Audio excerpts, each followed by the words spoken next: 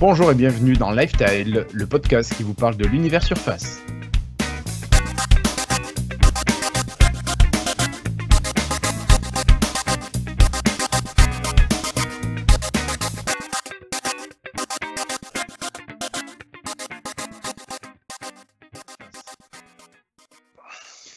Bonjour et bienvenue, c'est Lifestyle épisode 162. Nous sommes aujourd'hui le jeudi, 3 octobre 2019 et on va vous parler Surface.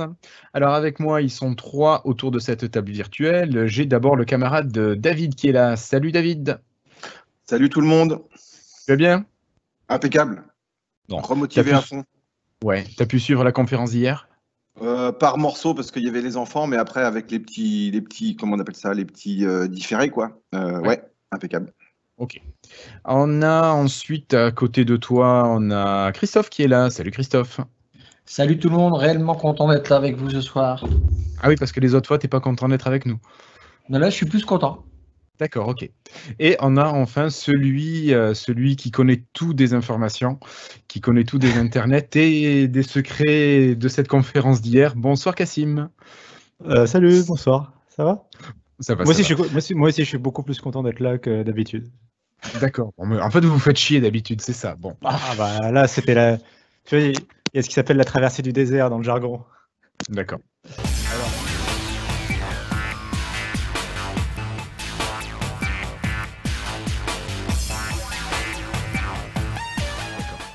Alors, vous l'avez compris, nous sommes aujourd'hui au lendemain de la conférence Microsoft, de la conférence de Surface, qui a été démarrée par le CEO de Microsoft, Satya Nadella, qui a été conclue également par ce même CEO.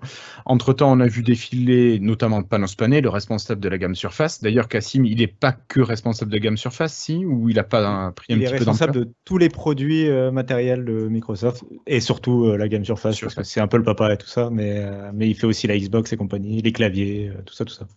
D'accord. Donc on avait Panos Panay, on a eu plusieurs personnes qui sont venues présenter des choses un petit peu moins intéressantes, je dirais, quoique je porte un peu des jugements, mais bon, on a eu des personnes de chez Adobe, on a eu une dame qui est venue présenter les earbuds, on y reviendra. Voilà, donc une grosse conférence qui nous a proposé des refreshs, qui nous a proposé des nouveautés et qui nous a proposé un acteur. Je pense que Panos Panay devrait faire acteur dans des films. Ou du one-man show peut-être, parce qu'il est quand même assez bon, je trouve, au niveau de sa gestion du public. Voilà. Alors, sans transition, pour ceux qui nous suivent en vidéo, ben, vous verrez, on va vous mettre des visuels des différents produits qui ont été présentés hier. Donc ça sera l'occasion de les voir un petit peu à nouveau sous différentes coutures. Voilà, alors on va commencer avec le Surface Laptop. Le Surface Laptop, c'est cet appareil qui était sorti il y a quoi, Cassim, il y a 3 ans, et qui en fait faisait un petit peu bizarre dans la gamme Surface parce que c'était pas vraiment un nouveau produit, c'était pas une création de Surface. Donc ce nouvel appareil, Cassim, si je dis pas de bêtises, il voit arriver une nouvelle version, enfin plusieurs nouvelles versions, une version 15 pouces plus grande, et une version avec un processeur AMD. Donc ça, on l'avait déjà entendu en fuite, mais voilà. Est-ce que tu peux nous représenter ce Surface Laptop, s'il te plaît?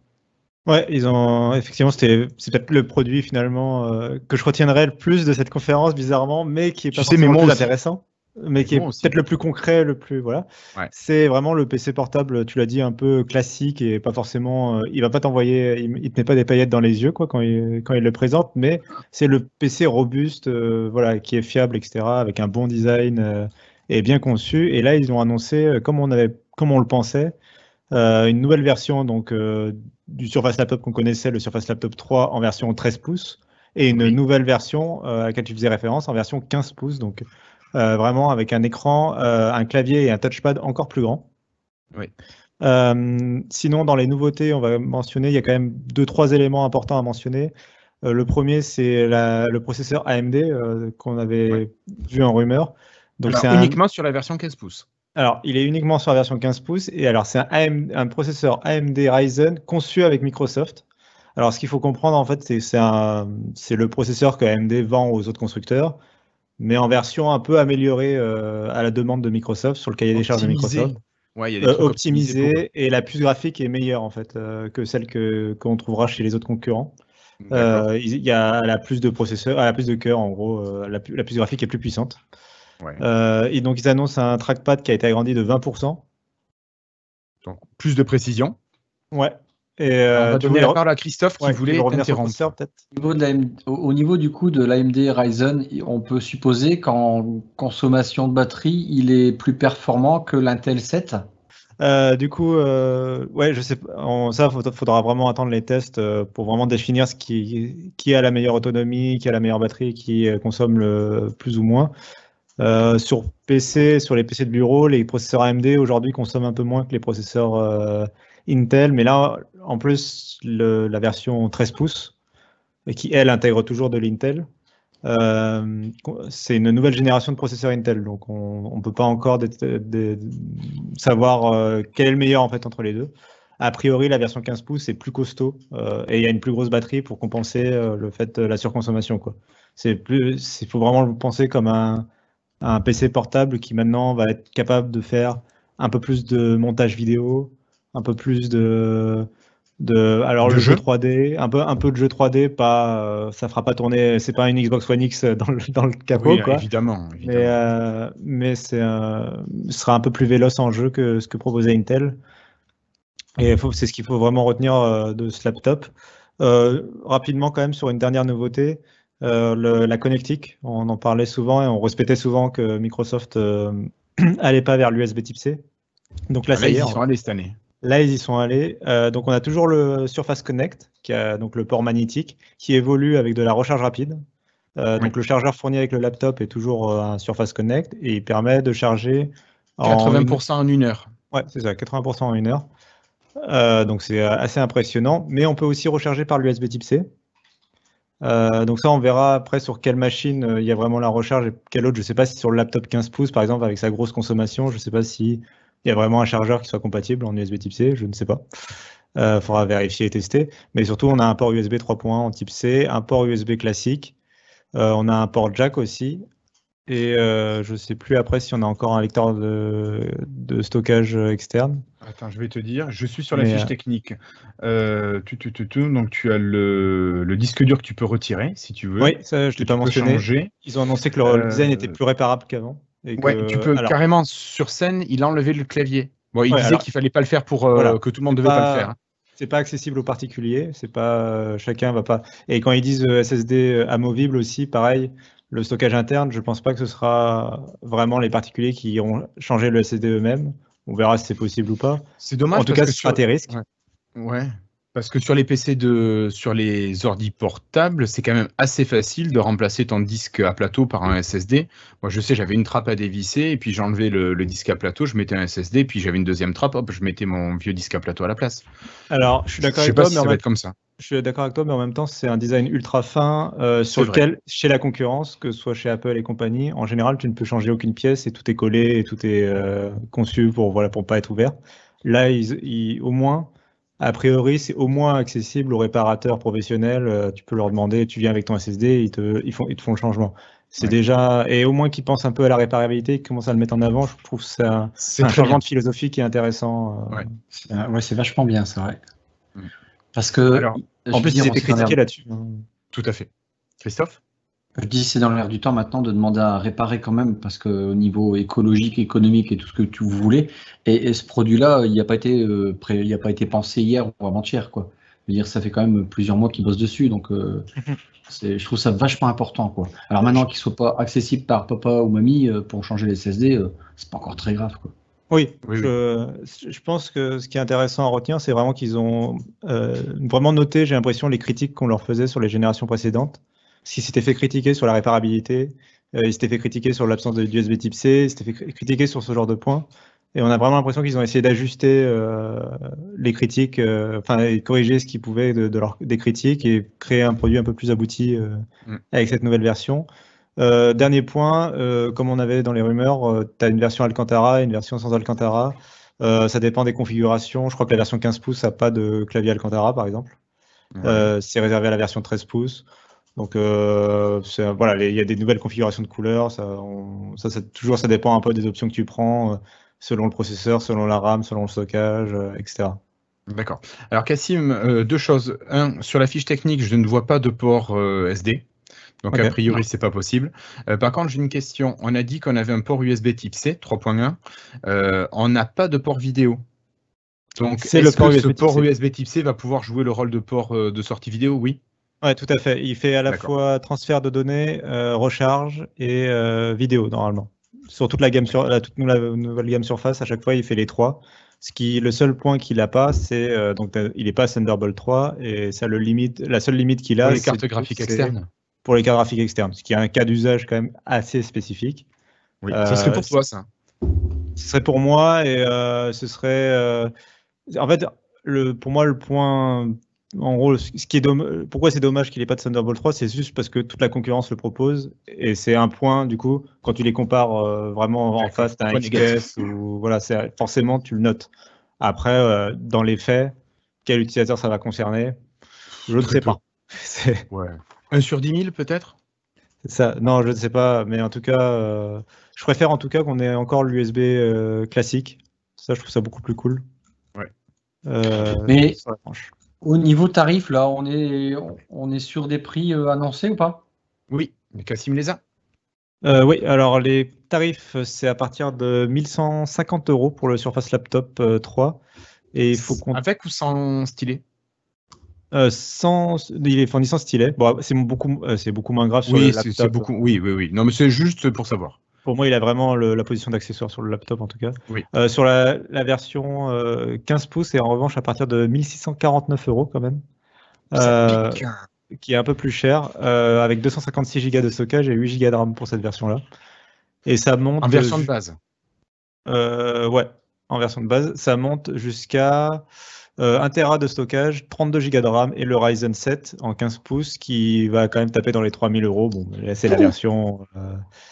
toujours la version... En général, c'est rare que... C'est vraiment pas là où va se faire l'essentiel des ventes. C'est toujours les prix s'envolent toujours sur les dernières versions. C'est pas surprenant. Je note quand même la version... pour la version 13 pouces, quand même un prix de départ de 1100 €. Je trouve pas ça si déconnant que ça par rapport à la concurrence. Honnêtement, c'est pour le coup... Pour le 13 pouces, à 1100 €, tu as quoi comme processeur dedans? Alors, tu as un Intel Core i5 de 10e génération. Ouais. Combien de RAM? Ça, c'est OK. Par contre, tu as 8 Go de RAM, ce qui est le minimum, mais ça passe.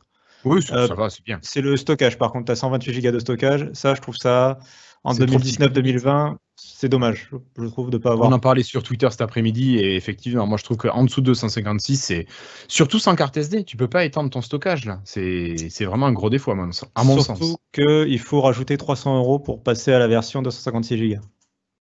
Ah ouais. Ouais, non, c'est vraiment dommage. Mais bon. Ouais. Ok.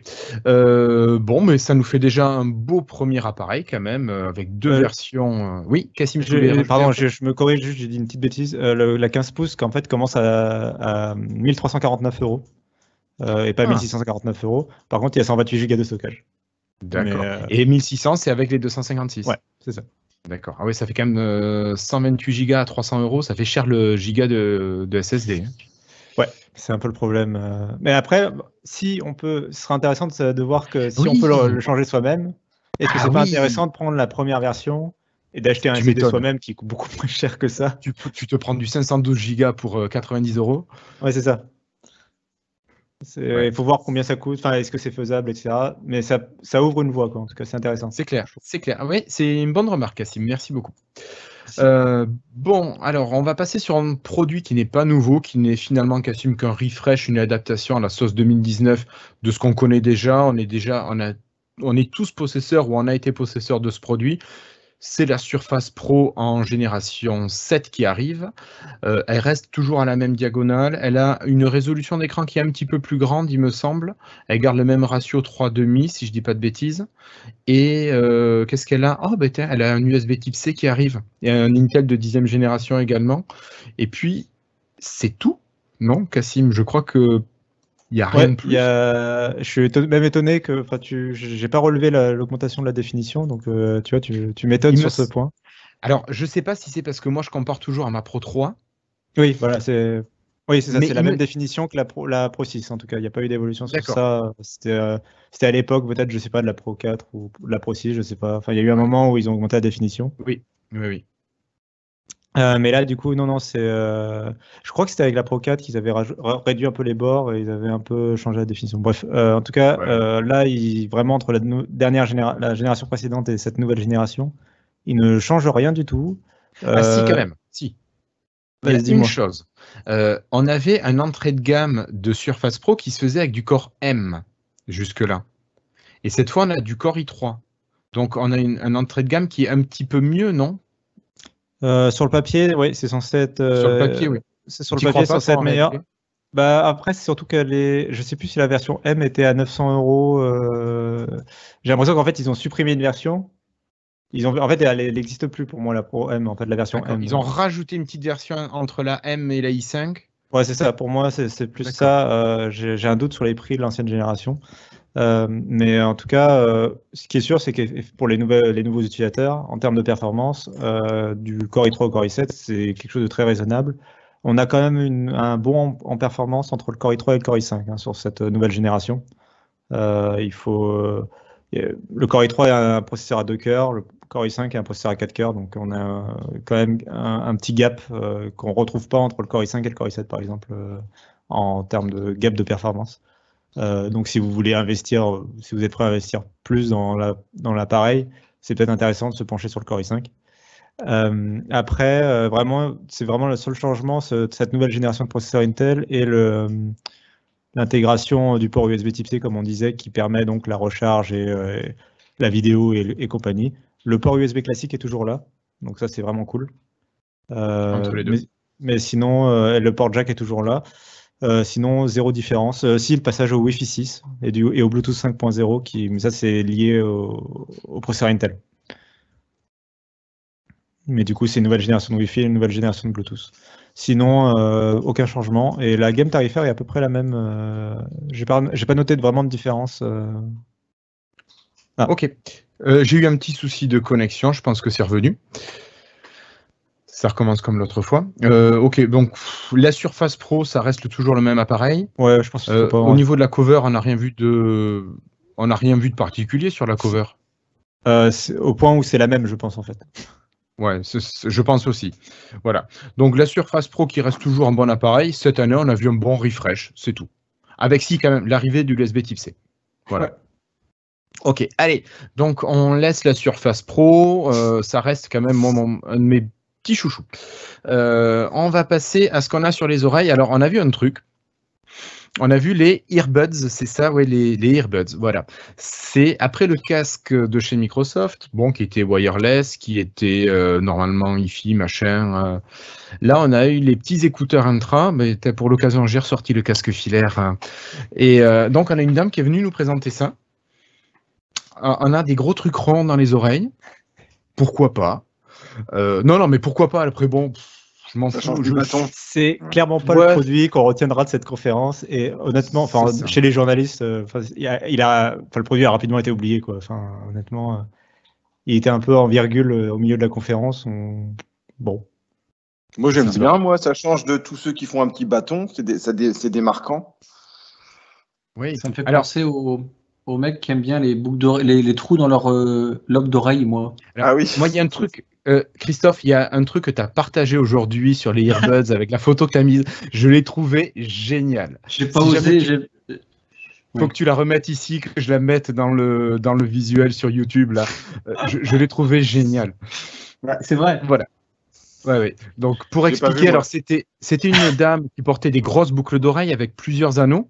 Et c'était comment le truc? Elle avait les earbuds, mais en option. Donc, le dernier gros anneau, c'était le caisson de basse. Après, il y avait je sais plus quoi. Oui, donc pour ceux qui, comme moi, n'ont pas des problèmes de connexion Internet, vous pouvez entendre mieux votre correspondant grâce à ces 2 micros dans chacun des écouteurs. Voilà, bon. Qu'est-ce qu'il y a d'intéressant dedans? C'est pas des trucs pour la Hi-Fi. Vous avez des fonctionnalités de traduction automatique en temps réel. Bon, ok, c'est bien, mais je crois que ça le fait aussi avec d'autres appareils. Qu'est-ce qu'il y a? C'est couplé avec Office. Donc, il y a des fonctionnalités en touchant la surface tactile du Earbud, ça va avoir certaines fonctionnalités. Il y a d'autres choses à retenir de ça, Cassim, ou vraiment on annonce le prix, on passe à la suite? On annonce le prix qui est de 249 $, je crois que c'est 250 € en français, en France. Non, pour l'instant, on n'a pas le prix en France. Ça sortira début 2020 chez nous. Et je pense qu'il n'y a pas grand-chose d'autre à dire, honnêtement. C'est juste un produit qui rentre en concurrence d'un marché où il y a déjà des acteurs. Il n'apporte pas, enfin, il n'y a pas un truc de différenciation incroyable à part le design. Je pense pas qu'il faille y passer 3 heures. Ok. Mais du coup, ils ont mis Cortana dedans ou pas? Non, ils n'ont pas mis Cortana. Ils ont mis tu mets ce que tu veux dedans. Oui. Ce que tu veux. Ah oui, si. Ouais. Bon, allez. On continue. On va parler d'un appareil qui est sorti, que j'ai trouvé fort intéressant, mais j'aurais besoin d'explications sur à quoi il sert et qu'est-ce qu'on peut faire avec. C'est la Surface Pro X. Alors, cet appareil qui a été présenté, c'est une tablette dans un châssis 12 pouces avec un écran de 13 pouces. Donc, on a des bords qui sont assez fins, notamment Cassim, sur les côtés, il me semble, si je dis pas de bêtises. Alors, c'est vraiment la même. En fait, c'est presque le même châssis. Il faut imaginer le même châssis que le Surface Pro 7, en fait, en termes de taille, de gabarit. Oui. C'est le même. Le poids, etc., c'est la même chose que la Surface Pro 7. Sauf que on a une résolution qui est peut-être un chouïa au-dessus de la Surface Pro 7. Bon, après, voilà, vous avez ces 13 pouces d'écran. On a un processeur ARM dedans, je dis pas de bêtises, Cassim, le Microsoft SQ1. C'est ça. Ouais. Alors, puis, oui. Arrête-toi dessus, c'est le Microsoft SQ1. Alors, ils ont travaillé. C'est quoi cette histoire-là? On va demander à Cassim de nous parler processeur, ARM, et Flobo de refaire l'histoire. Il faut écouter la même story, on vous parle des différents types de processeurs, les risques et les CISC. Attention. Mais là, le Microsoft SQ1. Alors, Cassim va nous expliquer. Ouais, c'est parce que c'est à mi-chemin entre quelque chose de nouveau et un peu de marketing, un peu de saupoudrage marketing. Comme on a des processeurs AMD Ryzen Surface Edition dans le Surface Laptop, dans le même état d'esprit, dans la même démarche, on a dans cette Surface Pro X un processeur conçu avec Qualcomm. Donc c'est un processeur de type ARM, c'est-à-dire ceux qui ne sont pas ni Intel ni AMD, c'est ceux qu'on retrouve dans la Switch, dans les téléphones portables, dans les tablettes, dans l'iPad, etc. Tout ça, c'est la famille des processeurs ARM, c'est les processeurs mobiles, très basse consommation, facile à connecter en 4G, etc. Ça, c'est les processeurs ARM. Qualcomm, c'est le plus gros fabricant au monde de processeurs ARM. C'est eux qui font les Qualcomm Snapdragon qui équipent toutes les smartphones et compagnie. Depuis peu, ils proposent leurs processeurs sur les PC portables et les tablettes. On en avait déjà parlé sous Windows. Et ils avaient un tout nouveau processeur il y a quelques mois qu'ils ont présenté, qui est le Snapdragon 8CX. C'est la première fois que c'est le premier processeur conçu par Qualcomm en puce ARM, qui est normalement aussi puissante qu'un Core i5 basse consommation de Intel. Donc assez puissant pour être intégré dans des vrais PC portables haut de gamme et capable de se mesurer à Intel. Et alors, Microsoft est allé voir Qualcomm, a pris ce processeur-là, le Snapdragon 8CX, et a demandé avec Qualcomm à concevoir un autre processeur encore un peu plus puissant. Et ils l'ont appelé le Microsoft SQ1. Ça veut dire que pour le moment, a priori, c'est un processeur qui est très très très proche de ce que Qualcomm fait. Il a été juste changé sur le cahier des charges de Microsoft, mais en soi, c'est presque un frère un peu plus performant du Snapdragon 8CX que Qualcomm va proposer aux autres fabricants. Un peu comme on a AMD, un processeur Ryzen que AMD va proposer aux autres fabricants. Chez Microsoft, il est plus puissant. Pour l'instant, ça c'est pour la première génération. On se doute, avec ce nouveau nom Microsoft SQ1, on comprend derrière qu'il y a l'idée quand même qu'à terme, on aura peut-être une différenciation plus forte entre ce que Microsoft va proposer dans ses produits et ce que les autres fabricants vont avoir, un petit peu comme ce que fait Apple sur ses iPhones et ses iPads, où ils ont vraiment leur propre puce développée en interne, sans l'aide de Qualcomm, sans l'aide de personne. Eux, ils font tout en interne. Microsoft, pour l'instant, ils n'ont pas, je pense, l'intelligence, le savoir-faire en interne pour concevoir ces processeurs-là de A à Z tout seul. Donc, pour l'instant, ils reposent sur Qualcomm. Mais quand même, là, c'est assez fort pour d'annoncer un produit comme ça avec sa propre marque. C'est pas rien. C'était les premiers ordinateurs qui avaient des puces de ce genre-là. Là, et apparemment, ils étaient très très mauvais au niveau puissance et tout ça. Et là, on risque pas d'avoir la même chose, même si elle est un peu optimisée pour Microsoft. Mais normalement, on sait pas. Là, on sait vraiment pas parce que c'est une toute nouvelle génération et il est censé y avoir vraiment un bond en performance assez énorme entre ce qu'on avait avant Et cette nouvelle génération, que ce soit celle de Microsoft ou la version un tout petit peu moins puissante qu'auront les autres fabricants. Chez les autres.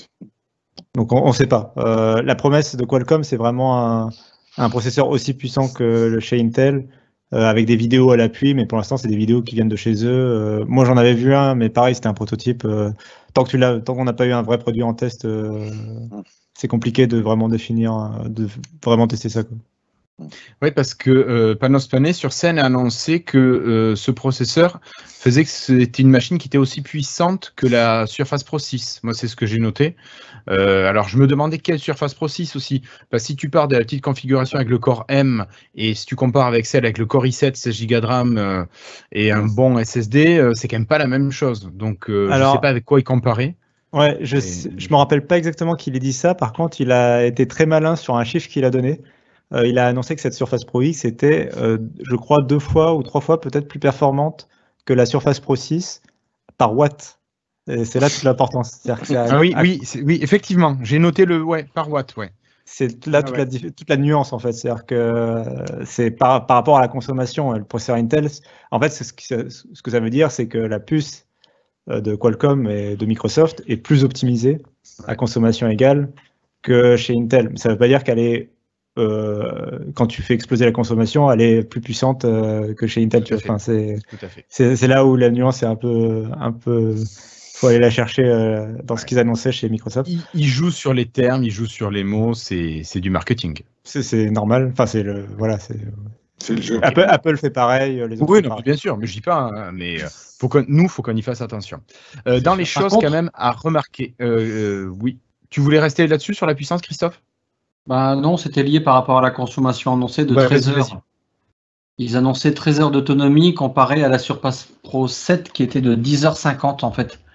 Donc on gagne 3 heures, 2h30, 3 heures.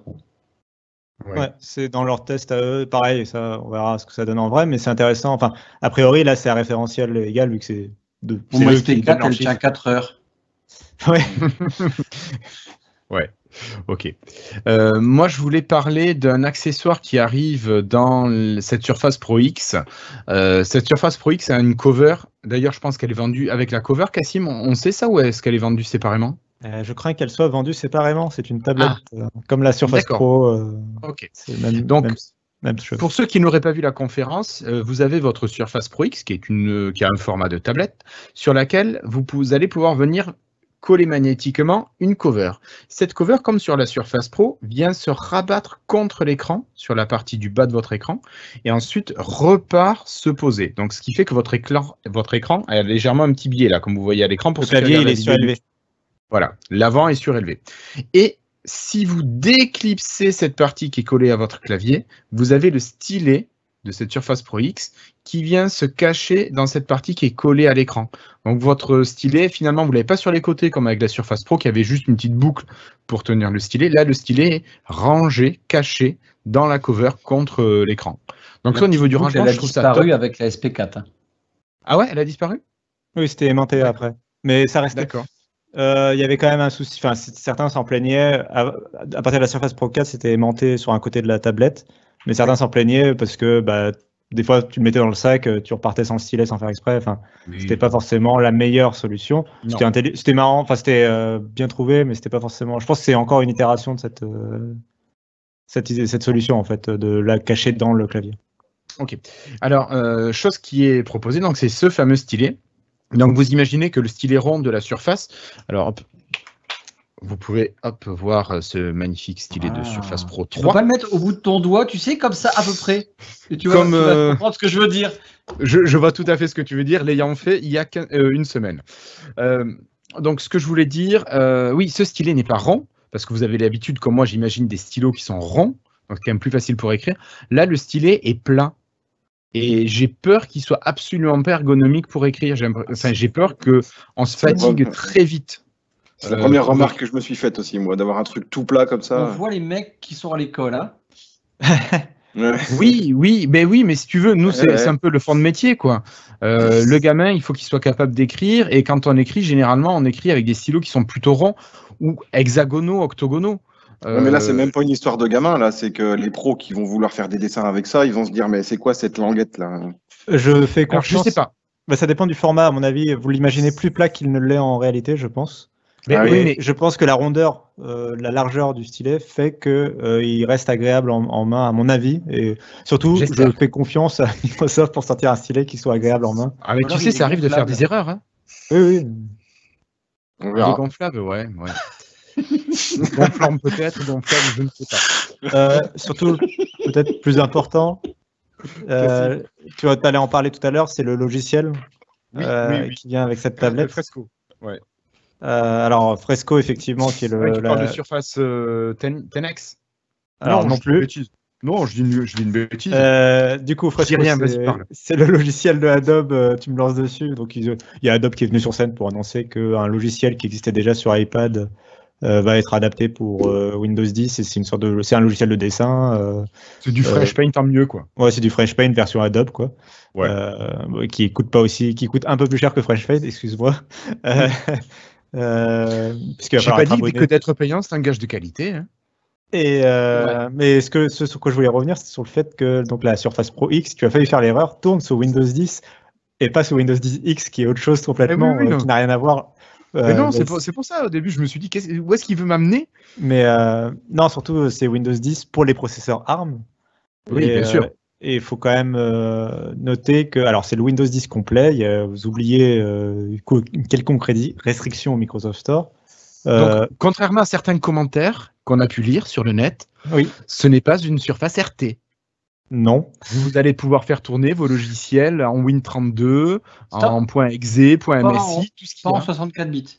Oui, c'est ça. C'est la seule restriction. Donc, UWP et compagnie tournent, sauf les versions 64 bits. Christophe, tu veux nous expliquer du coup peut-être la différence entre les deux C'est que là, ça va être une émulation en fait. Et justement, je me demande si c'est pas un projet qu'ils avaient ressorti il y a longtemps, qu'ils avaient parlé il y a très longtemps. En fait, c'est tout un système. En fait, vous avez l'OS Core et après, vous avez la brique totale de tout ce qui va être UWP du store qui va tourner directement avec l'OS Core. Par contre, dès qu'on va parler de logiciels qu'on dit de type Win32, que vous téléchargez, installez par vous-même, vous n'avez pas le choix. Là, on va rentrer dans un mode d'émulation où il est incapable de faire du 64 bits. Ne me demande pas pourquoi, c'est rien. Pour l'instant, est-ce qu'on peut imaginer que ce 64 bits arriverait dans quelques mois? Pour l'instant, il n'y a rien qui... le problème, c'est... Ouais, j'y crois pas trop, non. J'y croyais en fait jusqu'à cette annonce en me disant, pour moi, ils allaient annoncer une mise à jour. Mais je crois que c'est une limitation du processeur, non? Mais non, le processeur, c'est un processeur 64 bits ARM 64. Ouais, mais après, en soi, pour moi, c'est plus une limite de la couche d'émulation de Microsoft que du processeur en lui-même. Ouais, pardon. Mais du coup, je sais pas du tout si. Mais après, bon, franchement, sincèrement, j'en discutais sur Twitter avec je sais plus qui, mais sur ce type de produit, on n'a pas besoin de driver ou quoi que ce soit. Vous voyez ce que je veux dire? On est sur un OS qui est propre à cette tablette-là. Ça, je suis d'accord. Oui, mais c'est très embêtant. Moi, j'ai des drivers qui vont. Non, ça, on s'en fout. Pour moi, c'était. Ça, on s'en fout. Pour moi, c'est plutôt que, par exemple, Chrome, je suis pas sûr. Apparemment, il y a peut-être une version. On s'en fout. Il y a Edgeom. Alors déjà, pour l'instant, non. 64 bits. Oui, non, mais pour l'instant, il y a Edge HTML. Edgeom, il n'est pas disponible sur. Je ne crois pas qu'il soit disponible sur cette plateforme-là pour l'instant. Donc voilà. Et pour l'instant, il n'y a pas Chrome et je ne crois pas, en tout cas, qu'il y ait encore de version 32 bits. Et il y a de plus en plus de logiciels qui n'existent plus en version 32 bits. C'est plus ça qui me pose problème, moi, en fait. Ouais, d'accord. Mais après, il faudrait voir. Je sais qu'il y a des personnes qui sont limitées vraiment, même sur ce type de produit. Sur les drivers, je suis d'accord avec toi. Moi, j'étais rassuré. WinRAR existe toujours en 32 bits. Mais tiens, juste une petite parenthèse. Notepad aussi. Une toute petite parenthèse. Tout à l'heure, on parlait du stylet, mais il s'appelle le Surface Slim Pen. Ouais, c'est le nouveau parce qu'il est différent. Le Slim Pen. Parce que la Surface Pro 7 continue d'avoir le stylet historique, enfin le Surface Pen classique. Donc il y a deux stylets maintenant vendus chez Microsoft en parallèle. Oui. Le tout petit et le normal. C'est ça. Enfin, le tout fin. Le maigre et le charnu. C'est ça. Mais du coup, pour cette Surface Pro, je crois qu'on a fait. On va peut-être parler quand même rapidement de la connectique, parce qu'on n'en a pas parlé. Oui.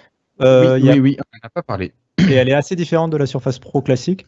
On double le nombre de USB Type C, mais on perd tout le reste. C'est-à-dire qu'il n'y a même pas de port jack, il n'y a pas de lecteur micro SD et il n'y a pas de port USB Type A classique, enfin le port USB classique quoi, que tout le monde connaît.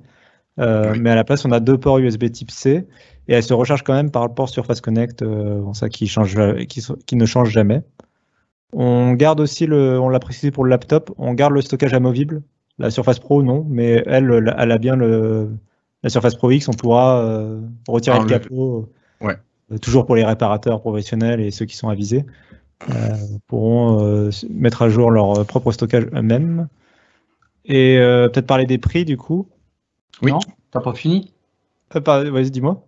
T'as pas parlé du Wi-Fi, du LTE, tout ça oui, c'est pas vrai. faux. Alors, Wi-Fi ancienne génération, elle a un peu de retard sur le Wi-Fi.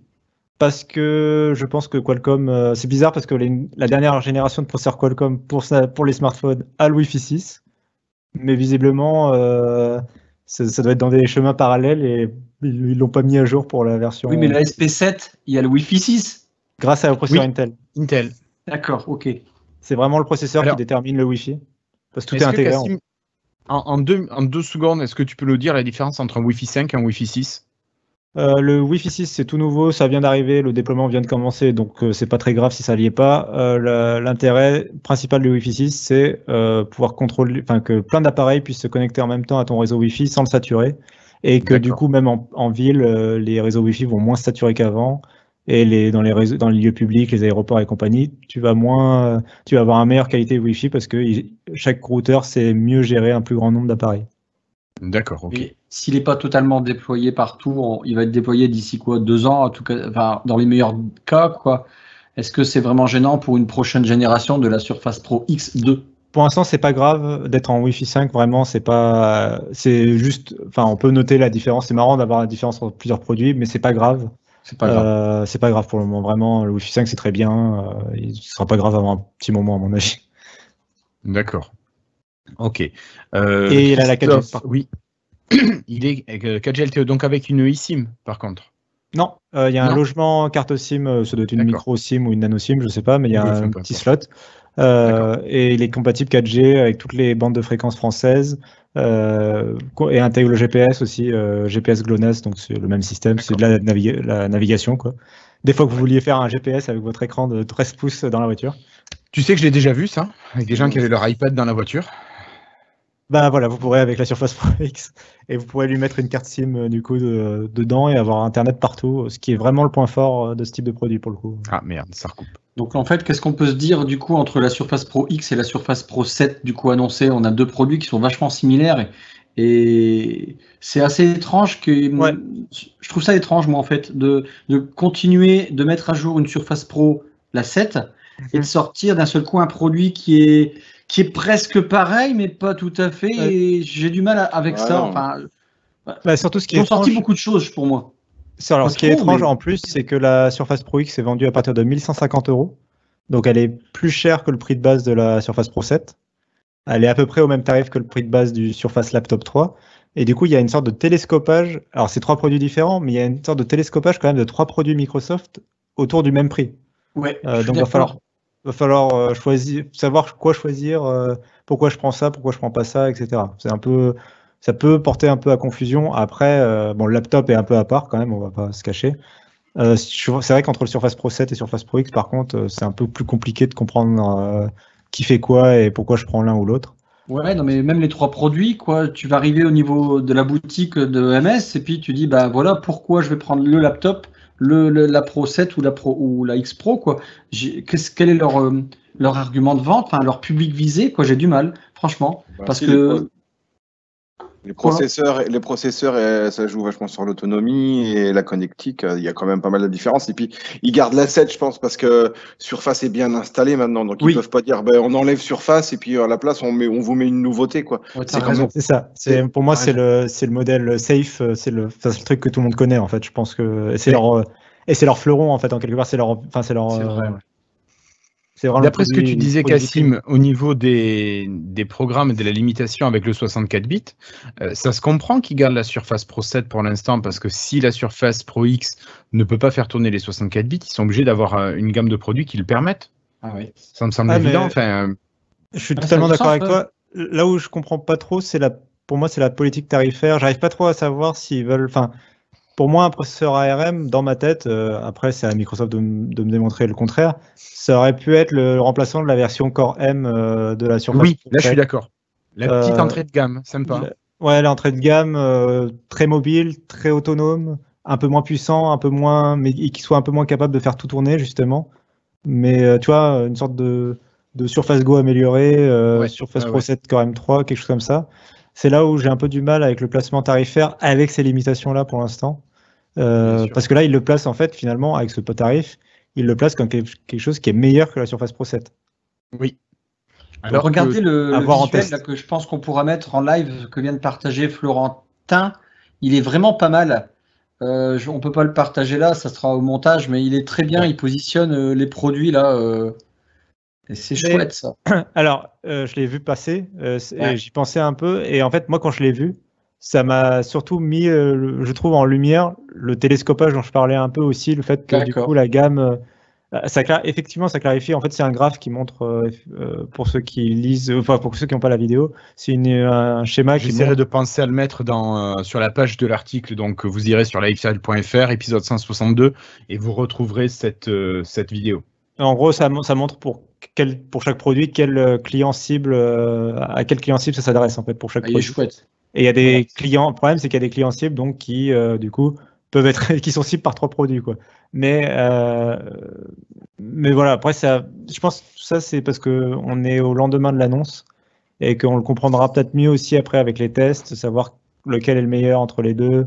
Est-ce que la Surface Pro X remplit ses promesses en fait au final? C'est chouette. Je pense et du coup, on a fait le tour des produits un petit peu classiques, on va dire. On va passer au gros. Oui. Alors, j'espère que je vais avoir de la connexion pour parler un petit peu de ça. Alors, on a eu Satya Nadella qui nous a fait... pas Satya Nadella, je dis une bêtise. On a eu Panos Panay. Non, mais c'est bon. on a passé son sujet. On a Panos Panay qui nous a fait un premier One More Thing. Donc, il est arrivé sur scène avec un petit truc blanc. Il l'avait où dans la poche? Je ne sais plus où est-ce qu'il l'avait. Et il nous a sorti un appareil qui s'ouvrait. Donc, c'est le projet Centaurus, finalement, Cassim. Exactement. Ouais. Et qui s'appelle le Surface Neo. Alors là, ce nom... J'ai eu un doute. Ils aiment Matrix, peut-être. Je ne sais pas. Ce nom, mais pourquoi pas? Enfin, il fallait bien le nommer quelque chose. Hein. Ah ouais, c'est chouette. Tout à fait. C'est nouveau. C'est Neo. Du coup, tu veux que je présente un peu le produit? Ouais, vas-y, fais-nous une petite présentation, parce que je suis pas sûr d'avoir assez de connexion là tout de suite. Alors, du coup, le Surface Neo, donc c'est ce qu'on connaissait effectivement sous le nom de code Projet Centaurus, c'est le premier des appareils Surface à 2 écrans.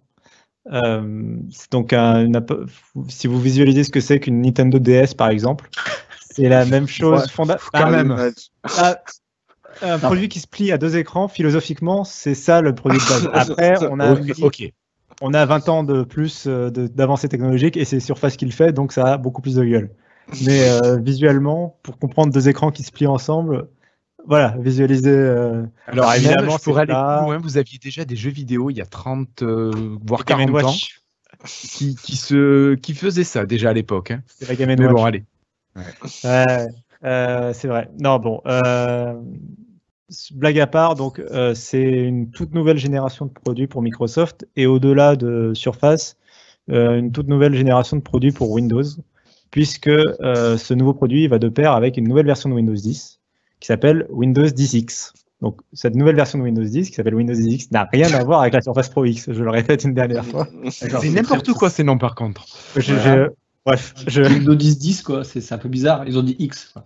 Mais bon. C'est la nouvelle expérience. X, je le comprenais comme un peu visuellement l'apparence d'un appareil qui se plie à 360 degrés et qui effectivement tu fais jouer les 2 écrans, etc. Donc je visualise un petit peu la lettre X.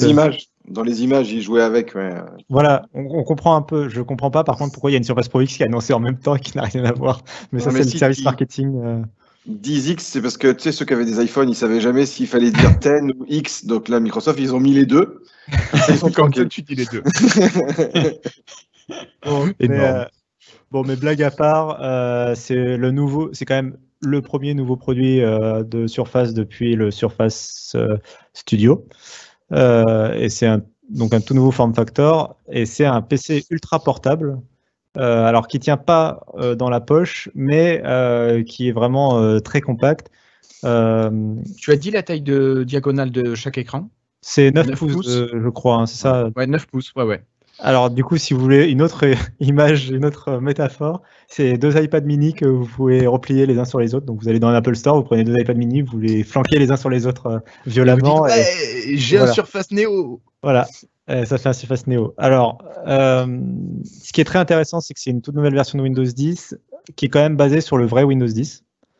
Ils n'ont pas réinventé de zéro, voilà.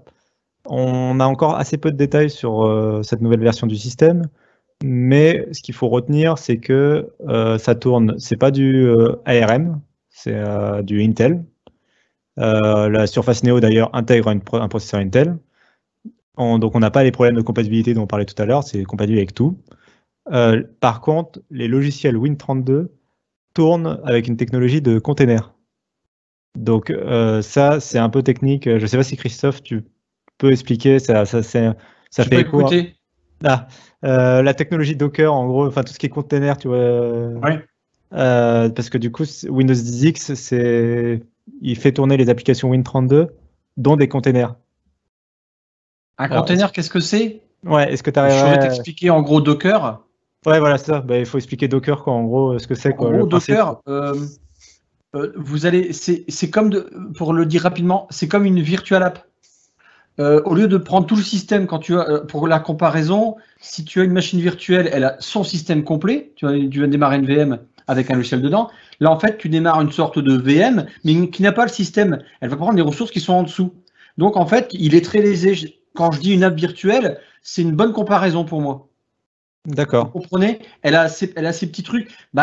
C'est comme une sandbox, quoi. Enfin, comme ce que fait un peu le store, quoi. Vous savez, quand on a virtualisé des applications Win32 dans le store, où il y avait leur base de registre, tout ça qui ont concocté, c'est exactement ça. Donc, en fait, sur un PC Docker, tu as juste un petit machin qui va faire la communication entre ta boîte Docker et le système, qui est très léger.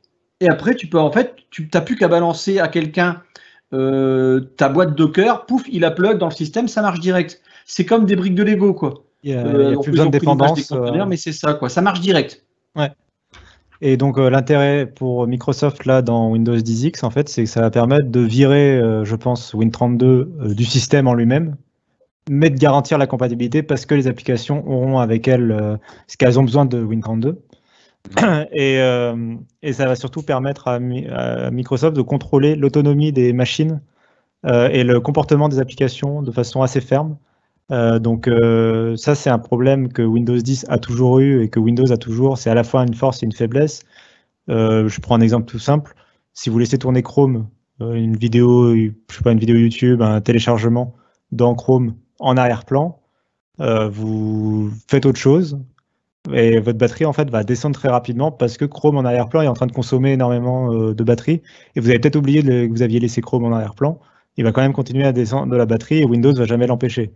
Android et iOS ont plein de systèmes pour empêcher ça. Il va vous fermer malgré vous le logiciel en tâche de fond, faire des choses comme ça parce que les systèmes mobiles ont un beaucoup plus fort contrôle sur le comportement des applications avec les systèmes d'API, de store, d'applications, etc. Là, en fait, ça va permettre d'avoir un Windows 10, de garantir une autonomie, ce qui est ultra important pour un produit aussi portable que ça. Et vraiment pensé ils annoncent au moins un jour complet d'autonomie avec ce produit, quoi. Donc il faut vraiment qu'il contrôle l'expérience et c'est vraiment le but de Windows 10X. Après, on n'a pas beaucoup de détails sinon à part ça. Sinon que donc c'est un processeur Intel. J'en avais parlé il y a longtemps dans l'émission. C'est un processeur Intel Lakefield. C'est un processeur que Intel avait conçu dans ses bureaux, mais qu'ils avaient jamais, que Intel n'a pas vendu à d'autres fabricants et qu'ils ont en fait fabriqué spécialement à la demande de Microsoft exclusivement pour Microsoft, quoi. Et le dernier point qu'il faut dire, je pense, et après je pense qu'on va peut-être plus s'attarder sur le produit en lui-même, mais pour présenter un peu le concept, Windows 10X, il y aura aussi des PC Asus, Lenovo et Dell et je sais plus HP, je crois, qui proposeront aussi leurs propres appareils rapidement d'ici un an sous Windows 10X. Donc d'autres produits à 2 écrans. Asus en avait déjà présenté un il y a longtemps. Donc d'autres produits qui seront un peu similaires à ce que Surface Neo est. Ce qui est important à retenir, donc, c'est que c'est pas un appareil de Microsoft tout seul, c'est vraiment un nouvel écosystème d'appareils. D'accord. Alors, Surface Neo, même avant Neo. C'est pas clair encore. Ils arriveront peut-être même avant Neo. C'est pas clair parce qu'apparemment l'OS est quand même prévu pour fin de l'année 2020. Ah oui. Donc a priori, ils vont devoir attendre que l'OS soit prêt. Après, voilà, est-ce que Surface Neo, du coup, ça vous botte? Je n'ai pas parlé du clavier encore, mais je vous laisse, je pense, parler peut-être plus de ce que vous avez vu. Alors, David, pour commencer. Ah bah ouais, moi là, je rame avec ma Surface 3, là, qui a je sais pas combien d'années. Quand j'ai vu le machin, ouais, bah, tout me botte là-dessus. Après, il faut voir si ça peut me servir pour se mettre sur un tableau interactif, mais... Bah oui, avec un Miracast, ça marche. Ouais, mais faudrait voir. Mais après, si ça peut marcher un peu professionnellement, après pour bosser, moi la légèreté et tout, le clavier. Une Surface Go, toi. Parce que si tu as besoin de projeter. Ouais, mais la Surface Go, c'est moins. C'est moins fun. C'est moins puissant, mais ouais. ça peut être suffisant pour ce qu'on fait. Oui. Bah oui, la Surface Go, ça serait la remplaçante idéale de ma Surface 3, mais quand je vois le produit Surface Neo, ça c'est tentant quand même. Ouais. Et ça, c'est ton côté geek. Oui, c'est sûr. Oui, parce que ma Surface 3, maintenant, je l'ouvre que au boulot, quoi. Parce que la Surface Neo, bah, je pourrais l'utiliser chez moi et tout ça, quoi. Ok. Christophe, toi, ton avis sur ce Neo, qu'est-ce que tu en penses? Bah, j'en pense du bien. Je vois ça pour les gens du voyage, comme disons les gens qui prennent l'avion, quoi. Je le trouve très pratique de ce côté-là, quoi. C'est un produit où tu vas pouvoir regarder ta télé, travailler, mais je vois ça comme un produit nomade entre ton bureau et ta maison. C'est pour moi le produit de déplacement. Enfin, je sais pas. C'est côté après ils l'ont sorti là maintenant. Bon, fallait attendre que Windows il soit prêt et ça dépendait pas de Surface, mais de l'équipe de Windows parce qu'il a fallu beaucoup de taf sur Windows 10, l'air de rien. J'en parle pas, mais c'est monstrueux. Au niveau développement, j'imagine qu'il va y avoir un SDK spécial pour la gestion multi-écran. Là, c'est côté dev que je parle, mais ceux qui font encore de l'UWP. Non, je trouve que c'est un produit formidable et surprenant, en fait. Ça m'a fait penser à ce qu'avait montré une fois Bill Gates. Vous savez, il y a très longtemps, les boucs qui pensaient... Le courrier, c'est enfin le courrier. Arrivé, quoi. Courrier, voilà. Ah, mais c'est la concrétisation de courrier. Ouais, tout ce chemin pour y arriver, quoi. Et c'est ça que j'ai trouvé formidable. J'ai trouvé c'est pas un produit avec quoi on pourra travailler tous les jours. Pour moi, c'est vraiment un produit nomade. C'est un produit de transport. Voilà, je le positionne à cet endroit-là, moi.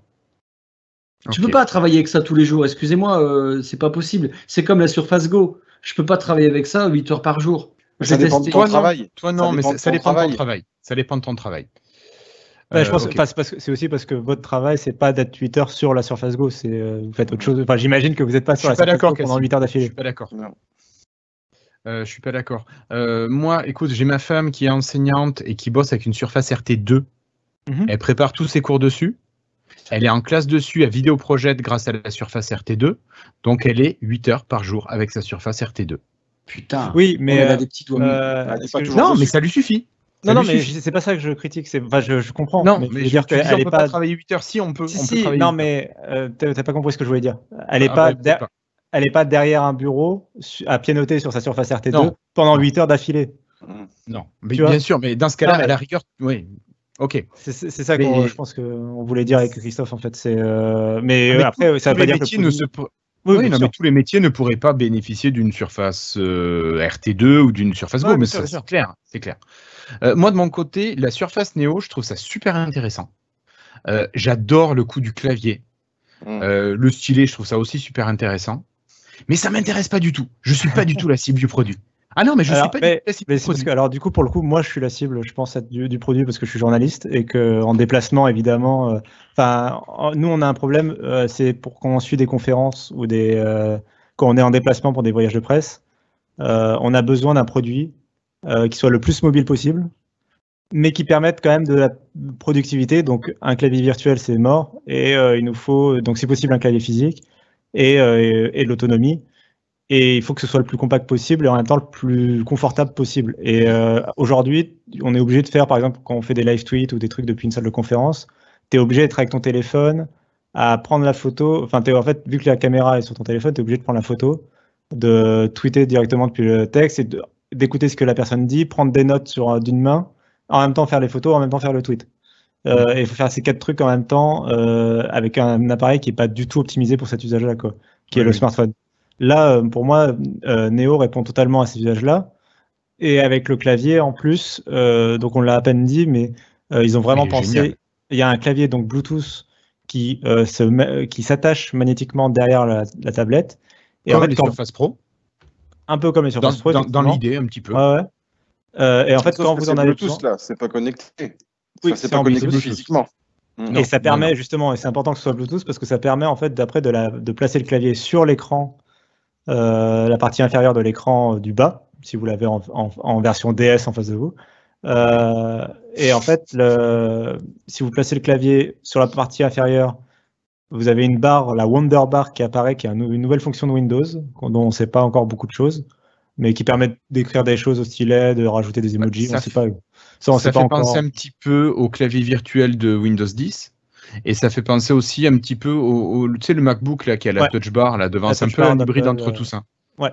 Et là où je trouvais ça très intelligent, c'est que on peut déplacer le clavier vers l'arrière de l'écran.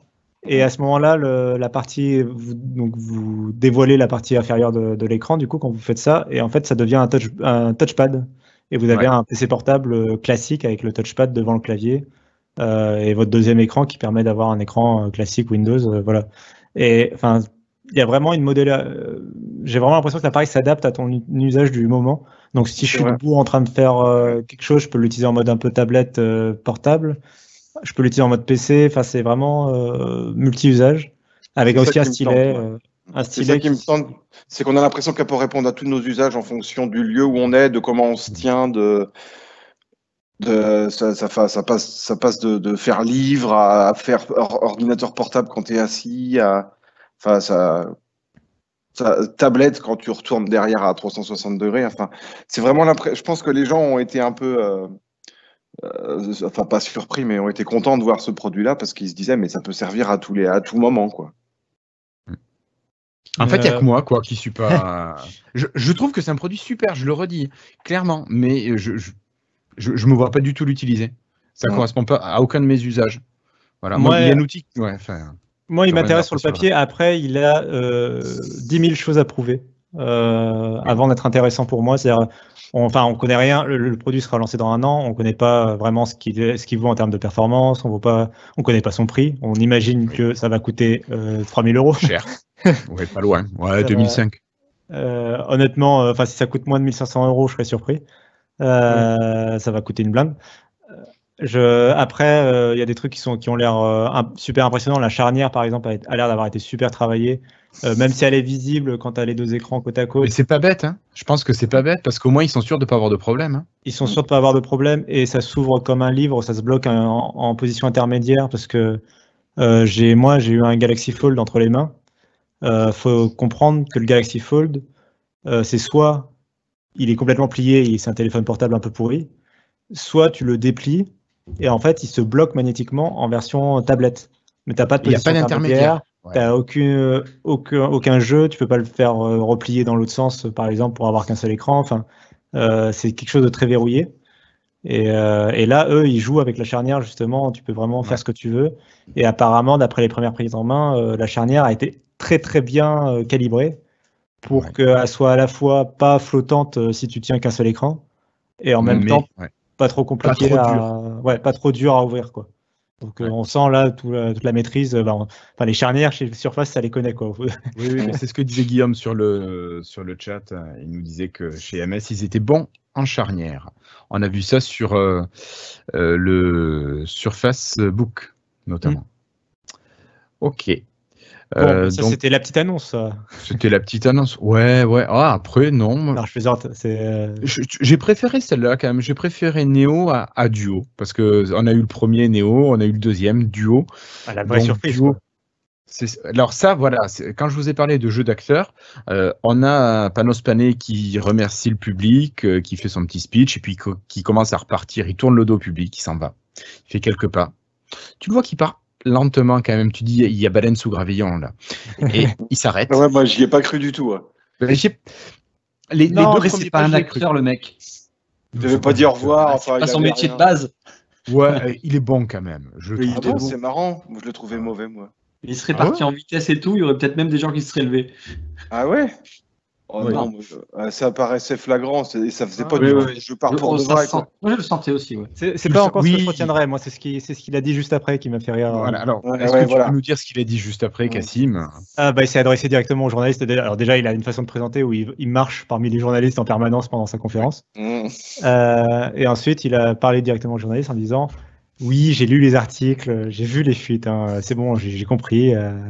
J'ai vu que vous aviez essayé de faire votre travail, c'est bien, vous êtes gentil. Enfin, c'est bien, quoi. Vous avez fait votre travail, c'est normal, c'est votre jeu, c'est votre boulot. Mais moi, mon boulot, c'est aussi de vous surprendre un petit peu. Et en gros, il a dit, voilà, vous avez vu les fuites, mais vous n'avez pas tout prévu. Et il a dit, balancez la vidéo. Et donc, ils ont annoncé Surface Duo. Avec une merveilleuse vidéo d'ailleurs, enfin une vidéo vraiment bien faite, quoi. Alors, Surface Duo, c'est finalement, vous prenez Surface Neo, vous le réduisez un petit peu. Je crois qu'il fait 5,4 pouces ou 5,6 pouces pour chacun des deux écrans. Donc, c'est toujours un appareil qui se plie.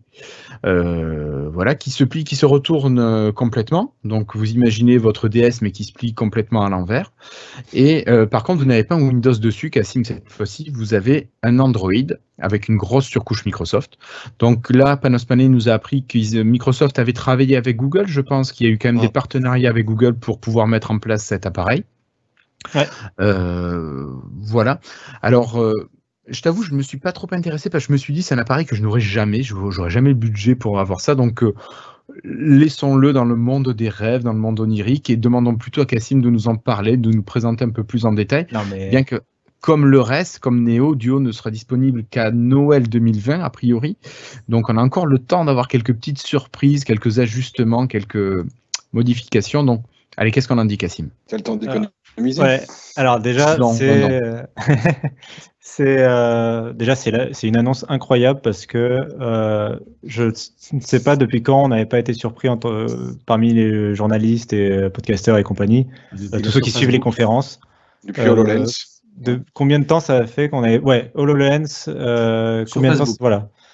Le Surface Book, ils avaient réussi le one morphing, oui, effectivement, mais vraiment, où on savait pas tout à l'avance et on a été et comme vous citiez deux annonces Microsoft et le point est là, quoi, c'est que chez tous les autres, moi le Pixel, qui sera annoncé dans 2 semaines, je peux vous le décrire. Aujourd'hui, là, on enregistre jeudi 3. Il y a le OnePlus 8 qui a fuité aujourd'hui, qui sera annoncé dans 8 mois. On en est là dans les smartphones. C'est même pas marrant. Donc là, on a été vraiment déjà.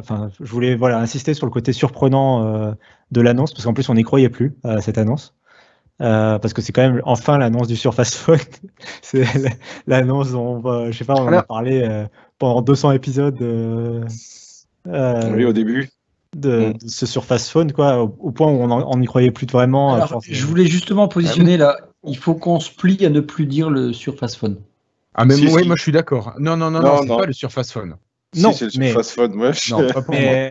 Mais c'est ce qu'on appelait le Surface Phone pendant 3 ans. C'est ce qu'on a appelé Andromeda. C'est ce qu'on a appelé 1000 choses. Ça a été le panneau Surface pendant un moment. Mais Panos Phone, je veux bien.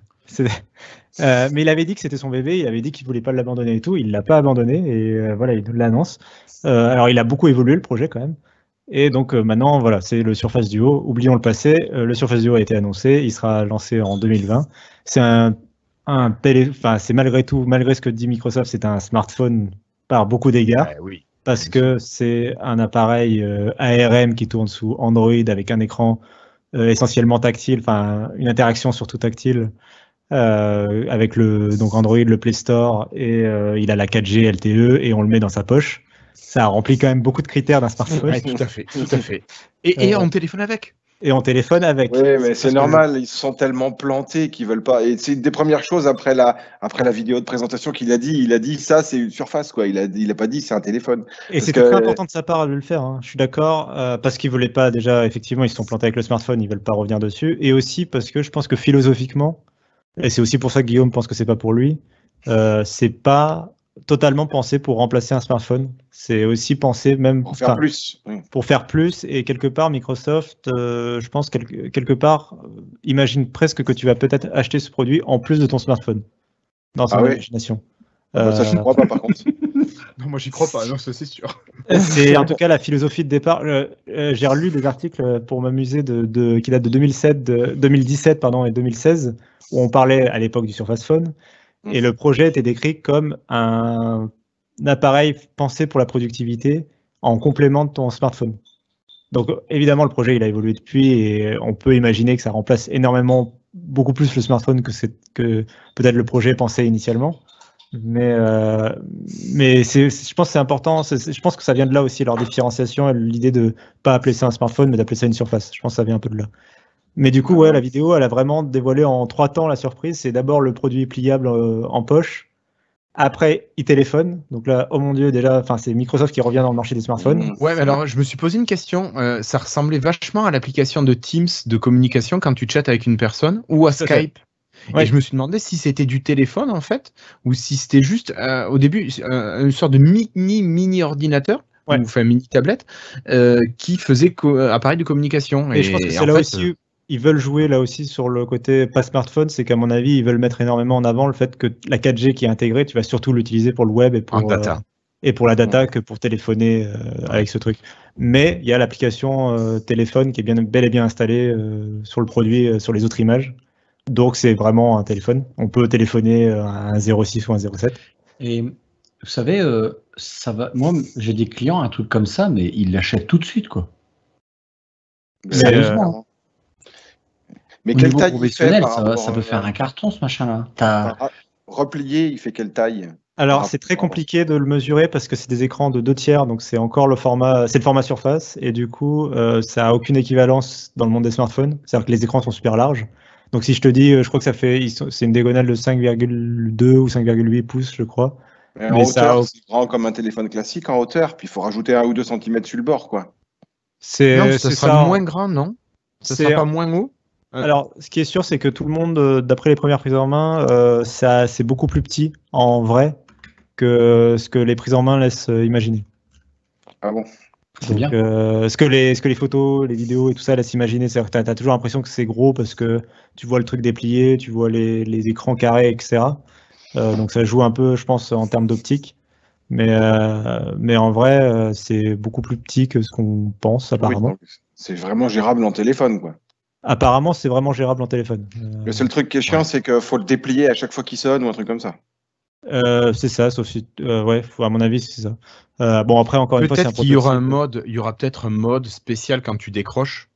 Enfin, quand tu es appelé, peut-être où tu pourras parler sans avoir à ouvrir ton. Ou un bouton physique. Mais sincèrement, je sais pas vous, mais ça, franchement, après moi c'est un cas particulier, j'ai pas d'amis. Mais j'utilise à 90% mon téléphone, mon smartphone, et peut-être 10% à tout casser.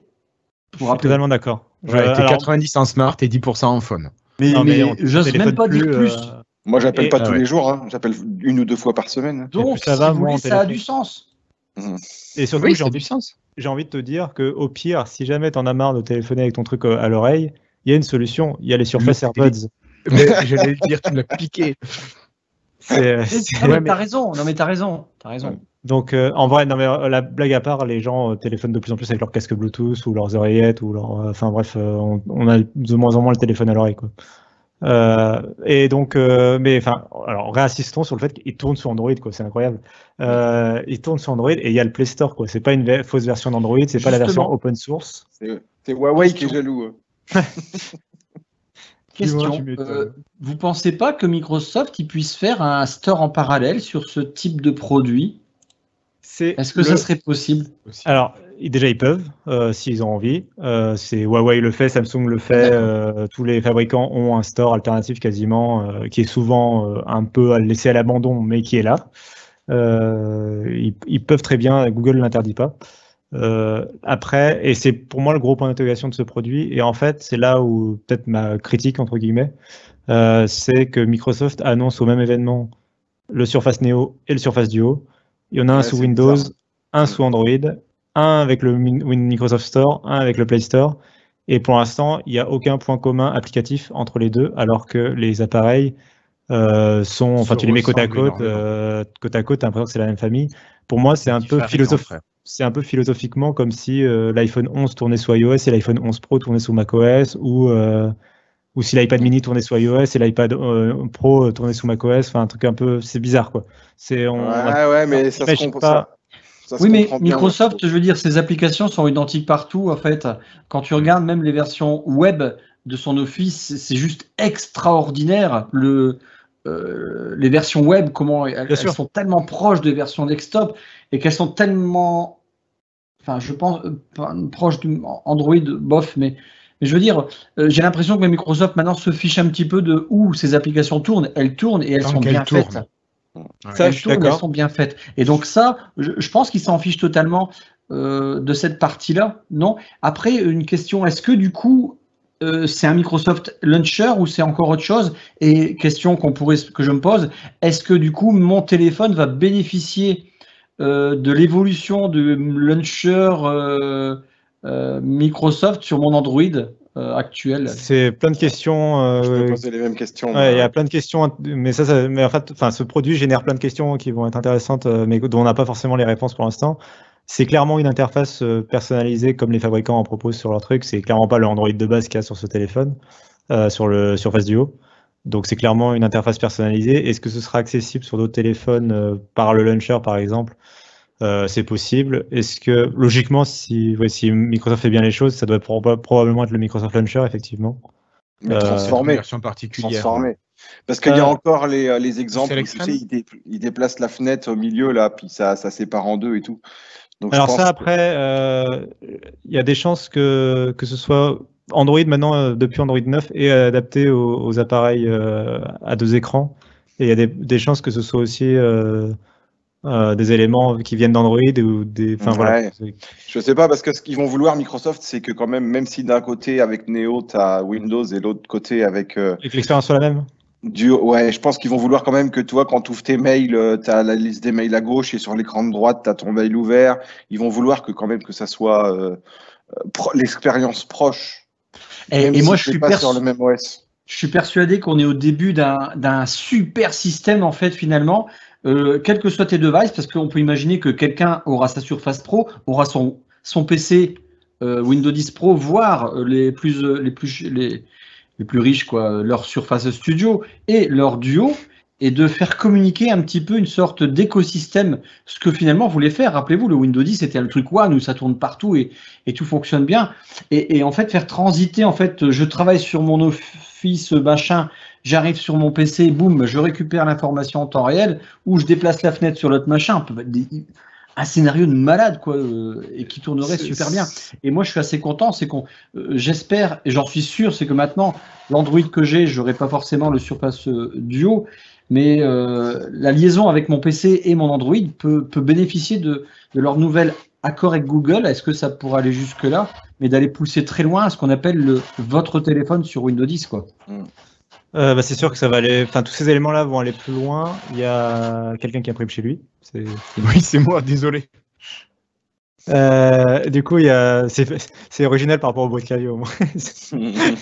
Bref, du coup, mais c'est sûr qu'ils vont améliorer leurs applications Android petit à petit pour leur propre appareil. Ce qui est intéressant, c'était quand même de se dire que finalement, enfin, on le savait plus ou moins, mais ils ont vraiment mis leur pion petit à petit, mois après mois, depuis pas mal d'années, d'améliorer le Microsoft Launcher, justement, d'améliorer leurs applications, améliorer Outlook, les applications Android, améliorer Windows 10 dans l'autre sens, mais je pensais vraiment aux applications Android. Même le xCloud, par exemple, qu'ils ont conçu avant tout pour Android, on comprend un peu mieux là aussi pourquoi. C'est parce que leur Edge aussi. Je pense qu'il y a un rôle à jouer. Bien sûr. D'ailleurs, il y a de fortes chances pour que Microsoft se mette à participer au code source d'Android, ce qui est quand même là aussi assez incroyable. Comme ils participent au code source de Chromium. Pour, par exemple, on l'imagine, améliorer le support des 2 écrans, par exemple. Et dis donc, Apple, il peut se ronger les ongles, là, non? Alors, c'est très intéressant. Sûr, non. Alors, peut-être pas à ce point-là, mais c'est intéressant de voir que Microsoft, avec cette conférence, ils ont marqué d'un nouveau coup un truc qu'ils disent depuis longtemps, c'est ils s'en foutent maintenant des marques, ils s'en foutent des plateformes, ils s'en foutent un peu de tout. On le voit au niveau des processeurs, ils sont chez AMD, ils sont chez Qualcomm, ils sont chez Intel, ils travaillent avec chacun des trois. Ça. C'est intelligent, je trouve. Plutôt que de faire comme Apple et de tout faire en interne, chacun pour soi, un peu de son côté, et de risquer à chaque fois de potentiellement se planter, ils mettent leur bille un peu partout. Ils sont potes avec tout le monde. Ils ont mentionné Samsung pendant la conférence pour justement Your Phone, votre téléphone. Ils ont mentionné Spotify pour les AirBuds. Voilà, il y a vraiment, tu sens qu'il y a des accords. Avec tout le monde. C'est bien ce que tu dis là. Non, mais c'est ça, et on le sent, et ça vient. Tu remarques que dans les consoles de jeux, c'est un peu le même genre avec les jeux qui sortent sur Switch et compagnie. Tu sens que l'important, c'est vraiment d'utiliser les services et les applications Microsoft. Et de pas on s'en fout en fait finalement que derrière il y a Android, que derrière il y a d'autres trucs. Non, je vais montrer ça. La bourse de Microsoft, ça a été chaotique aujourd'hui. Elle est tombée. C'est normal. C'est le principe. Les investisseurs, dès que tu annonces un truc innovant ou quoi, ils se barrent. Mais c'est le principe des investisseurs. Je comprends pas pourquoi. Je ne comprends pas la bourse, mais c'est comme ça. C'est à chaque fois qu'une marque, le jour où Free a annoncé qu'ils allaient dans la fibre optique, Iliad s'est cassé la gueule. Enfin, des trucs comme ça. Va pas me demander pourquoi. Mais c'est comme ça. C'est un petit côté réactionnaire de la bourse. C'est le côté effrayant parce que ça veut dire qu'ils vont dépenser de l'argent. C'est une nouveauté, quoi. C'est un risque. Ils vont faire leur boulot, c'est ça que tu veux dire? Voilà, ils dépensent de l'argent plutôt que de le donner aux actionnaires, ils prennent des risques, ils investissent et tout ça, ça fait peur. Voilà. En gros, je pense que c'est ça l'idée.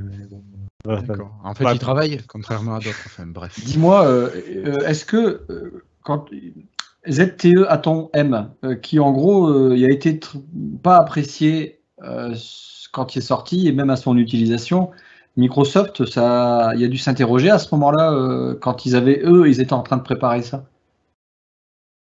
C'est sûr, enfin j'imagine. Il y a ZTE et LG qui ont déjà lancé des smartphones à 2 écrans et bizarrement qui ont été très mal reçus par la presse. Et c'est très intéressant de noter le contraste entre le Surface Duo qui a quand même l'air d'intéresser tout le monde et le ZTE et le LG. C'est pas le même niveau, le LG. À l'écran de gauche, c'est pas le même niveau, quoi. Alors, c'est pas le même niveau d'intégration et surtout, pour moi, il n'y a que Microsoft et Google ou Apple pour inventer des produits de A à Z qui soient correctement pensés, logiciels et matériels et avec une philosophie. LG, quand ils ont fait leur smartphone à 2 écrans, ils ont fait leur smartphone à 2 écrans parce que Samsung avait le smartphone pliable à côté et qu'il leur fallait un truc et qu'ils sont sud-coréens et qu'ils habitent en face de Samsung, donc il leur faut un truc. Donc on ne sait pas faire de smartphone pliable, on va faire un smartphone à 2 écrans, quoi. Ils ne se sont pas posé plus de questions. Et ils l'ont balancé, le truc marche mal et voilà, on s'en fout, quoi. Quand Microsoft annonce on revient dans le smartphone, on a attendu 5 ans pour revenir dans le smartphone et on revient dans le smartphone avec ça, tu t'intéresses forcément, quoi. Tu te poses forcément la question. Oui. Ils n'arrivent pas avec le petit modèle. Et ça leur a été reproché par certains journalistes ils comprennent pourquoi ils font ça, mais de te dire c'est bizarre de ne pas lancer d'abord un smartphone classique, au moins pour tâter le terrain, un smartphone haut de gamme. Mais ils ont déjà tâté le terrain. Et ils tâtent le terrain avec le MS Launcher depuis longtemps. C'est pas faux. Après, c'est un peu différent quand même. Oui. Ils auraient bien aimé que vraiment ils lancent un smartphone classique, un concurrent de l'iPhone, quoi, en gros, ou du Pixel ou de whatever. Non, ils sont sous Android. C'est pas intéressant. Sous Android. Moi, je pense sous Android, il fallait qu'ils innovent, moi, je pense. Sous Android, il fallait qu'ils innovent. Je suis d'accord avec David. Non, mais je soulève. Oui. Non, mais je pense que toi aussi, non, tu n'étais pas plutôt dans cette optique aussi qu'ils avaient besoin de marquer le coup. Je suis à mi-chemin entre les deux. Alors, je suis d'accord avec vous, il fallait qu'ils marquent le coup, il fallait qu'ils innovent, etc. Après, il y a ils innovent avec un smartphone qui, du coup, est potentiellement casse-gueule parce qu'il faut voir le prix, il faut voir les performances. Par exemple, pour l'instant, il n'y a pas d'appareil photo, ce qui est quand même assez étrange pour un appareil de type smartphone. C'est pas faux. Alors, théoriquement, tu es censé pouvoir utiliser la caméra en façade en retournant le téléphone, mais bon, on sait la qualité des caméras en façade, alors que l'appareil photo est un élément crucial sur les smartphones. Alors du coup, justement, c'est pas un smartphone, c'est là aussi. Est-ce qu'elle aura comme la 3DS, le truc en 3D? C'était bien ça. Non. Merde. Non, mais c'était rigolo. Il est déçu, Christophe. Là. Tu vas pas l'acheter, ça y est. Avec Teams, moi j'imagine une réunion avec Teams, avec mon petit machin là, et puis on me voit en 3D quoi. Et puis t'as l'impression d'avoir les copains à côté de toi. Bah quoi? Attends, les gars, faut rêver un petit peu. Il y a bien des mecs qui sortent des machins impliables. Mais voilà, non mais c'est intéressant, c'est vraiment, je sais pas du tout, je sais pas vraiment où ils vont avec ce produit en soi. Au niveau pronostic, étonnant, quoi. Au niveau pronostic de ce que ça va donner, nous évidemment on est un petit peu hypé par ça parce qu'on l'attendait et puis moi je l'attendais alors que Microsoft commençait vraiment à me décevoir beaucoup et là du coup je me dis waouh ça y est ils se sont réveillés, mais je sais plus ce que je voulais dire après. Enfin bref. C'était trop long. Ça va peut-être te revenir, mais en fait, on aura pu remarquer le menu de démarrer qui avait fuité il y a un mois. Cet été. Et finalement, c'était ça, quoi. Non ? Alors, c'était celui du Neo, ouais, effectivement. C'est Windows 10X. Donc, du coup, c'est le menu démarrer officiel de Windows 10X et il a aucune tuile dynamique. Fini les tuiles. Adieu Lifestyle. Lifestyle. Est-ce qu'on va changer de nom ? Est-ce qu'on va s'appeler Neo ? On va s'appeler Surface, le Surface podcast. Parce que finalement, il n'y a que ça qui nous hype, quoi. Surface. Non, parce que franchement, Surface, les gars. Alors, quand même un super truc Surface. Il y a autre chose qui nous hype, et je pense que David y pensait aussi. Et je vais revenir sur le fait que, alors ces deux produits, la Neo et Duo, ils sortent fin 2020. Et il y a autre chose qui sort fin 2020. Ah oui, la Xbox. Je vais jamais pouvoir tout acheter. Ouais, j'ai pensé tout de suite. Si vous êtes fan de Microsoft, il va falloir économiser. Ça fait 3 produits haut de gamme qui sortent dans le même trimestre. Moi, ça sera Xbox. Moi, ça sera Xbox. Si je peux en prendre un déjà, ça sera Xbox. Tu prends pas les earbuds ? Moi, je te voyais bien avec les earbuds. Ouais, moi aussi. Ouais, je vais prendre les Xiaomi, là, c'est pareil. Ça coûte 3 €, ça coûte 10 fois moins. Ok. Bon, écoutez, je pense qu'on a quand même fait le tour de tous ces produits, on a pu en parler pas mal. J'aimerais juste avant de terminer, j'aimerais que chacun donne son coup de cœur finalement, le produit qu'il a le plus hypé, qui lui a donné le plus envie, qui le fait le plus vibrer. Et je propose à Christophe. Ah, pardon, David. Excuse-moi, j'avais une question, moi, pour Cassim peut-être ou pour vous. L'Android qui va être, ça se trouve la réponse est inconnue. L'Android qui va être sur la Duo. Ça va être un Android qui va suivre le Android 10, Android 11 et tout ça, pareil, ou ça va être bloqué sur un. Alors ils sont obligés parce que c'est pour avoir le Play Store, ils sont obligés d'avoir le Android vraiment de Google avec la certification de Google. Et donc pour l'instant sur le prototype c'est Android 9. Après dans un an on imagine que ce sera pas Android 9 puisque donc maintenant on va être obligé de présenter Android. Donc Android 9 c'est la version de l'année dernière et Android 10 vient de sortir. Donc c'est à dire qu'il est concrètement le prototype a une version de retard là, actuellement d'Android. Donc on imagine que d'ici un an ça évoluera, mais normalement ils vont devoir évoluer. Là aussi Microsoft, on va voir, c'est la première fois qu'ils ont un autre OS à prendre en charge, combien de temps ils vont mettre à jour les appareils, les mises à jour de sécurité, c'est des choses en plus pour le coup sur lesquelles Microsoft va être très attendu parce que si c'est un appareil pour les pros, mise à jour. C'est intérêt à durer, ouais. Ok. Donc merci Cassim et merci David. Alors, Christophe, dis-moi, toi, quel est cet appareil finalement de cette conférence Surface qui t'a le plus plu et qui te fait le plus vibrer ? D'abord,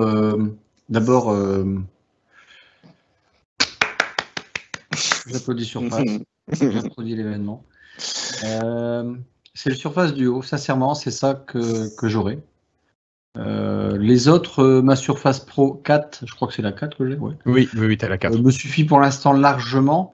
Mais non, c'est le Surface Duo que j'apprécie le plus, sincèrement.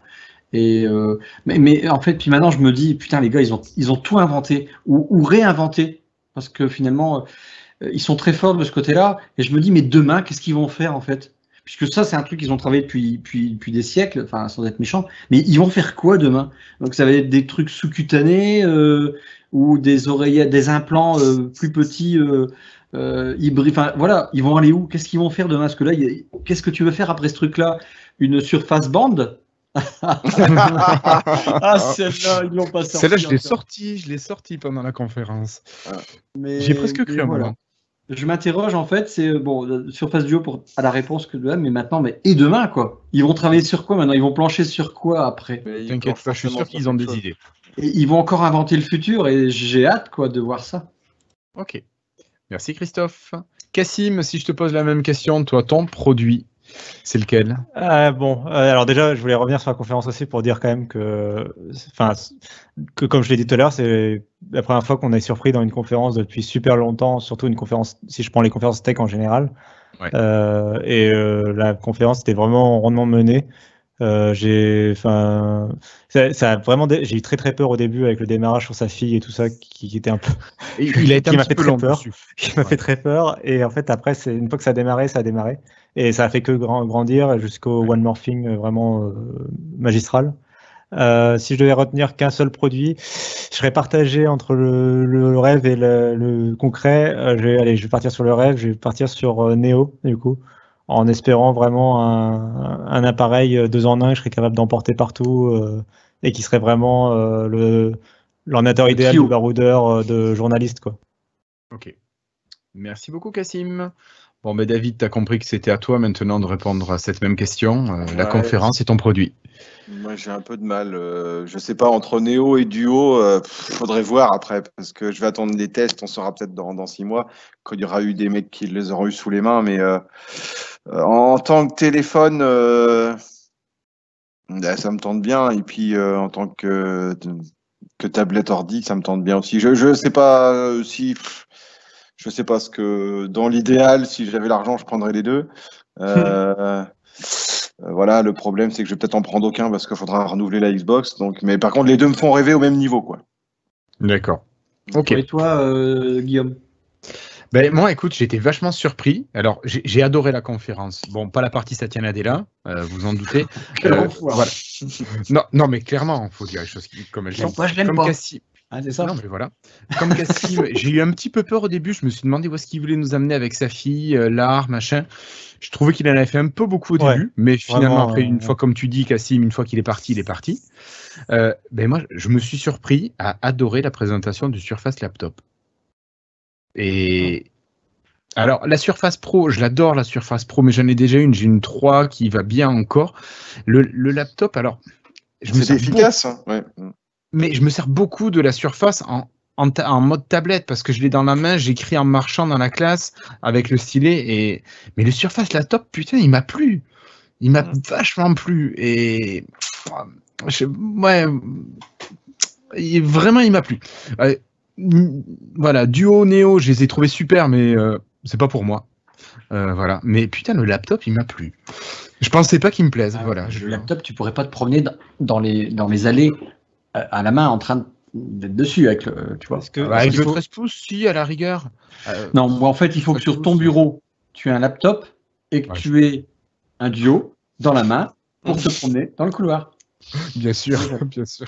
Moi, j'ai une autre solution, c'est surtout que dans 1 an, on se donne rendez-vous dans 1 an pour quand Microsoft va annoncer le Surface Book 3, qui sera beaucoup plus fin et que ce sera le PC portable de tes rêves, dont tu pourras prendre la tablette.